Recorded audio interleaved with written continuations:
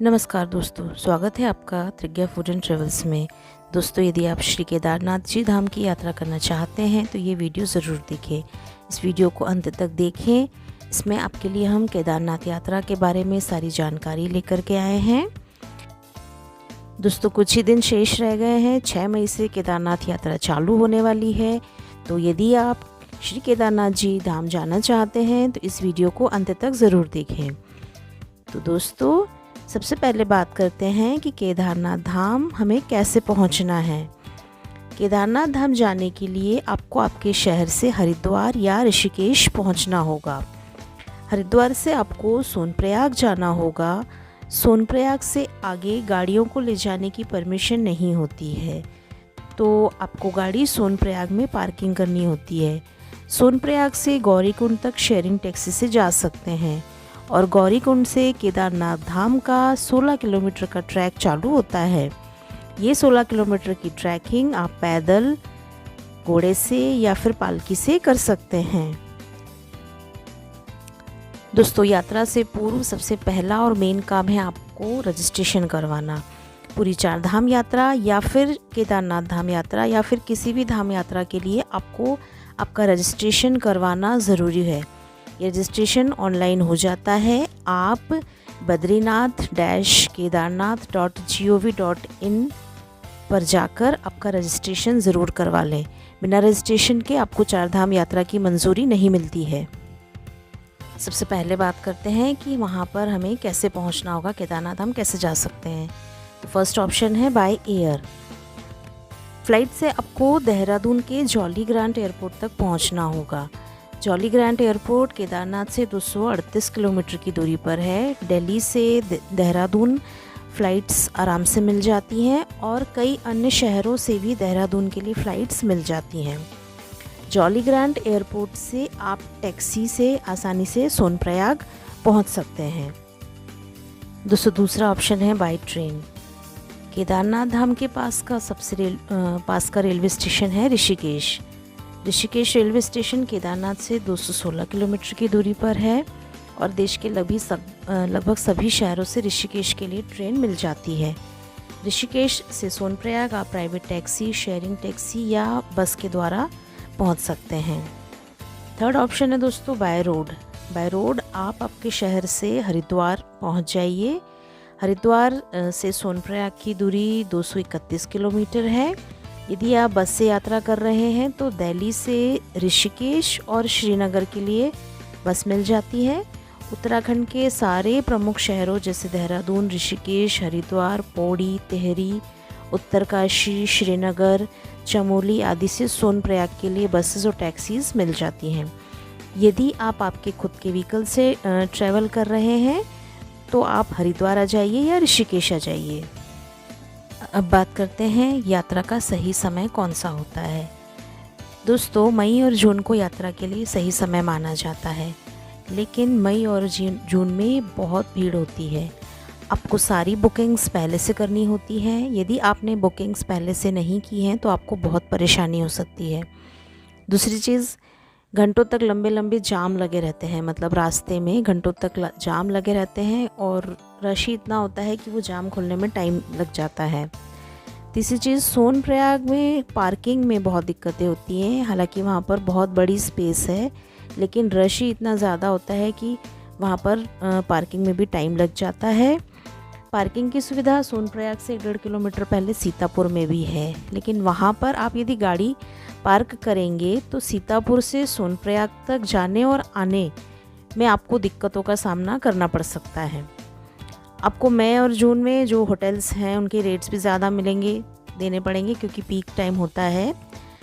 अक्टूबर और नवंबर का टाइम ज़्यादा ठीक है यात्रा के लिए, क्योंकि उस समय आपको सारी सुविधाएं आसानी से मिल जाती हैं, भीड़ कम रहती है। लेकिन सितंबर अक्टूबर में जो ऊपर केदारनाथ धाम है वहाँ पर ठंड बहुत ज़्यादा रहती है। वो एक दिक्कत वाला हो सकता है आपके लिए। अगर आपको ठंड से कोई प्रॉब्लम नहीं है तो सितंबर, अक्टूबर, नवंबर का टाइम बेस्ट है। जुलाई अगस्त में यात्रा ना करें क्योंकि बारिश में बहुत सारी परेशानियाँ होती हैं। रास्ते कई बार लैंडस्लाइड्स की वजह से बंद रहते हैं। दोस्तों, हम अपनी यात्रा शुरू करते हैं हरिद्वार से। हरिद्वार से सोनप्रयाग की दूरी 231 किलोमीटर की है और यहाँ पर पहुँचने में 7 से 8 घंटे का समय लग जाता है। आप सुबह यदि जल्दी हरिद्वार से निकलेंगे तो शाम तक आप सोनप्रयाग आराम से पहुँच सकते हैं। हरिद्वार से आप ऋषिकेश, देवप्रयाग, श्रीनगर, रुद्रप्रयाग, तिलवारा, अगस्त्यमुनि, चंद्रपुरी, ऊखीमठ, फाटा होते हुए सोनप्रयाग पहुंच जाएंगे। आप शाम तक सोनप्रयाग पहुंच जाइए। सोनप्रयाग में आप स्टे कर लीजिए और यदि आप चाहें तो सोनप्रयाग के पहले भी रुक सकते हैं। आपको रास्ते में भी बहुत सारे अच्छे होटल्स, गेस्ट हाउस वगैरह मिल जाएंगे। यदि आप ट्रेवल्स की गाड़ी से यात्रा कर रहे हैं या फिर अपनी गाड़ी से जा रहे हैं तो सोनप्रयाग की या फिर सीतापुर की पार्किंग में आपको गाड़ी पार्क करनी पड़ेगी। आप वहाँ गाड़ी पार्क कर सकते हैं। गाड़ी पार्क करने के बाद हमें सोनप्रयाग से गौरीकुंड शेयरिंग टैक्सी में जाना होता है। सोनप्रयाग के आगे आप आपके व्हीकल नहीं लेके जा सकते क्योंकि गौरीकुंड में पार्किंग की इतनी स्पेस नहीं है। मई और जून के महीने में सुबह जल्दी आपको सोनप्रयाग से केदारनाथ धाम के लिए यात्रा शुरू करनी होगी क्योंकि रात को 4 और 5 बजे से ही टैक्सी के लिए लोग लाइन लगा के खड़े रहते हैं गौरीकुंड जाने के लिए। तो मई और जून में गौरीकुंड के लिए टैक्सी मिलने में आपको 1-2 घंटे लाइन में लगना पड़ सकता है। सोनप्रयाग से गौरीकुंड 6 किलोमीटर की दूरी पर है। आप शेयरिंग टैक्सी से गौरीकुंड पहुंच जाएंगे। सोनप्रयाग से गौरीकुंड का रास्ता पहाड़ी और घुमावदार है। गौरीकुंड में एक कुंड है जहां पर हमेशा गर्म पानी रहता है। आप चाहें तो रुककर वहां पर स्नान कर सकते हैं। गौरीकुंड से केदारनाथ धाम के लिए 16 किलोमीटर की ट्रैकिंग शुरू होती है। ये ट्रैकिंग आप पैदल, घोड़े से या फिर पालकी से कर सकते हैं। घोड़ा या पालकी आप गौरीकुंड से भी ले सकते हैं और थोड़ी दूर ट्रैकिंग करने के बाद बीच रास्ते में भी आपको मिल जाएगा। मई जून में आपको रास्ते में भीड़ की वजह से थोड़ी परेशानी हो सकती है। गौरीकुंड से केदारनाथ धाम का पूरा रास्ता मंदाकिनी नदी के किनारे किनारे चलता है जो कि बहुत ही सुंदर है।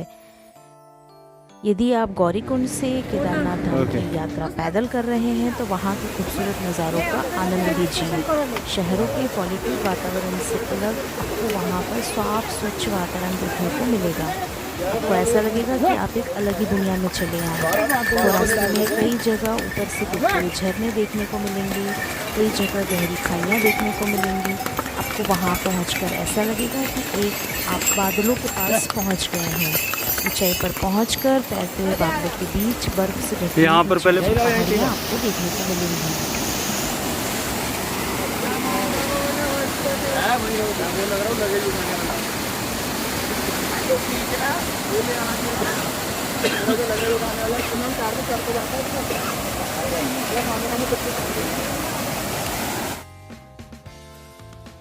गौरीकुंड से चिरबासा, जंगल चट्टी, भीमबली, रामबाड़ा, लिंचोली ये जगह घानी होते हुए आप केदारनाथ पहुंच जाएंगे। आप यदि चाहें तो बीच में भी रुक सकते हैं। रामबाड़ा के बाद आपको GMVM के टेंट हाउस मिल जाएंगे। पैदल यात्रा आप बीच में रुककर 2 दिन में भी केदारनाथ धाम पहुंच सकते हैं। रास्ते में आपको कई सारे खाने के होटल्स वगैरह भी मिल जाएंगे, लेकिन उसमें मैगी और आलू का पराठा ही ज़्यादातर मिलता है। इसमें आपको चाय, कॉफ़ी, नींबू पानी, बच्चों के लिए दूध वगैरह भी आसानी से मिल जाएगा। केदारनाथ धाम पहुंचकर आप वहां GMVM के टेंट हाउस में रुक सकते हैं या फिर आप चाहें तो होटल रूम्स में भी रुक सकते हैं। वहां पर आपको टेंट्स, होटल्स, धर्मशाला वगैरह सब कुछ मिल जाएगी। इन होटल्स में आपको गर्म पानी की सुविधाएं भी मिल जाएंगी। ये आपको पीने के लिए भी गर्म पानी दे देते हैं और नहाने के लिए भी। आपको सोनप्रयाग और केदारनाथ धाम में भंडारे भी मिल जाएंगे जहां पर आप फ्री में खाना खा सकते हैं। शाम तक आप केदारनाथ धाम पहुंच जाइए। यदि आप शाम तक पहुंच जाएंगे तो वहां आप शाम को आरती में शामिल हो सकते हैं। अगले दिन सुबह जल्दी 4-5 बजे तैयार होकर दर्शन की लाइन में लग जाइए। मई और जून में दर्शन करने में आपको 1-2 घंटे का समय लग जाता है, मगर ये समय कब निकल जाता है पता ही नहीं चलता। आप आराम से भोले बाबा के दर्शन कीजिए। प्रसाद, पूजन सामग्री वगैरह आपको वहाँ आसपास की दुकानों से ही मिल जाएंगे। दर्शन करने के बाद आसपास के खूबसूरत नज़ारों का लुत्फ़ भी उठा सकते हैं। आपको वहाँ सुंदर प्राकृतिक नज़ारे देखने को मिलेंगे। बर्फ़ से ढकी हुई पहाड़ियाँ आपका मन मोह लेंगी। जब उन पर सूर्य की किरणें पड़ती हैं तो आपको एक अलौकिक एहसास होता है। पास में बहती हुई मंदाकिनी नदी की आवाज़ आपको मंत्रमुग्ध कर देगी। दर्शन के बाद मंदिर के पीछे स्थित भीमशिला के दर्शन करना ना भूलें। 2013 की प्राकृतिक आपदा में पहाड़ से पानी जो आया था, उस पानी से मंदिर की रक्षा इसी शिला ने की थी। 2013 में अचानक आई बाढ़ और लैंडस्लाइड के कारण केदारनाथ सबसे ज़्यादा इफ़ेक्टेड हुआ। मंदिर के आसपास के मकान सब बह गए थे। मंदिर का मुख्य हिस्सा और सदियों पुराना गुंबद ही सिर्फ बचे रहे, लेकिन मंदिर का प्रवेश द्वार और उसके आसपास का एरिया पूरी तरह से तबाह हो गया था। मंदिर के आसपास का एरिया जो अभी हमें देखने को मिलता है वो अभी सब नया बना हुआ है। ये मंदिर कत्यूरी शैली में बना हुआ है और ये मंदिर एक छोटे 6 फीट के ऊंचे चौकोर चबूतरे पर बना हुआ है। मंदिर में मुख्य भाग मंडप और गर्भगृह के चारों ओर प्रदक्षिणा मार्ग है। आम लोगों के दर्शन के लिए मंदिर सुबह 6 बजे खुल जाता है और शाम को 8:30 बजे मंदिर बंद कर दिया जाता है। दोपहर 12 बजे तक आप खाना खाकर गौरीकुंड के लिए यात्रा शुरू कर दीजिए। शाम तक आप सोनप्रयाग आसानी से पहुंच जाएंगे। दोस्तों, हरिद्वार से केदारनाथ और केदारनाथ से हरिद्वार तक की आपकी यात्रा 4 से 5 दिन में पूरी कर सकते हैं। यदि आप गौरीकुंड से केदारनाथ ट्रैकिंग एक दिन में कर लेते हैं तो ये यात्रा 4 दिन में पूरी हो जाएगी, और यदि ट्रैकिंग में 2 दिन लगाते हैं तो ये यात्रा में आपको 5 दिन का टाइम लगेगा। अब हम बात करते हैं बजट की। यदि आप हरिद्वार से सोनप्रयाग बस से आते हैं तो बस का जो आपका फेयर रहेगा वो 600 से 800 रुपये बस का टिकट रहेगा। यदि आप टैक्सी करके आते हैं पर्सनल तो आपको 5 सीटर सिडान वगैरह 4000 से लेकर 6000 रुपये तक में मिल जाएगी। शेयरिंग टैक्सी जैसे महिंद्रा बोलेरो वगैरह यदि आप शेयर करके किसी के साथ आते हैं तो वो आपको 1 से 2000 के बीच पड़ेगा। सोनप्रयाग से गौरीकुंड जो शेयरिंग टैक्सी है उसका किराया 30 रुपये है। होटल्स वगैरह 1500 से 2500 रुपये जो पीक टाइम रहता है उसमें आपको मिल जाएंगे। और टेंट्स जो हैं GMVM के टेंट्स जो हैं उनके रेट 350 से 400-500 रुपये तक हो सकते हैं। इसमें आपको एक रजाई मिलती है, स्लीपिंग बैग रहता है, मैट्रेस रहता है। खाना 150, 200, 250 रुपये तक आपको पर पर्सन पर टाइम का पड़ जाएगा थाली के हिसाब से। तो टोटल यदि मिला के देखा जाए तो पर पर्सन बस से यदि आप आते हैं तो से 7-8 हज़ार के बीच में पर पर्सन का खर्चा जो है आपको केदारनाथ धाम का पड़ जाएगा। दोस्तों, केदारनाथ धाम जाकर आप एक बार टेंट में रुकने का आनंद ज़रूर लीजिए। दोस्तों, उम्मीद करती हूँ इस वीडियो में जो मैंने आपको जानकारियाँ दी हैं श्री केदारनाथ धाम के बारे में वो आपके लिए यूज़फुल होगी। यदि आप केदारनाथ धाम की यात्रा पर जा रहे हैं तो ये आपके लिए मददगार साबित होगी। वीडियो आपको यदि पसंद आया हो तो इसे लाइक कीजिएगा। चैनल को सब्सक्राइब नहीं किया है तो प्लीज़ चैनल को सब्सक्राइब कर लीजिए।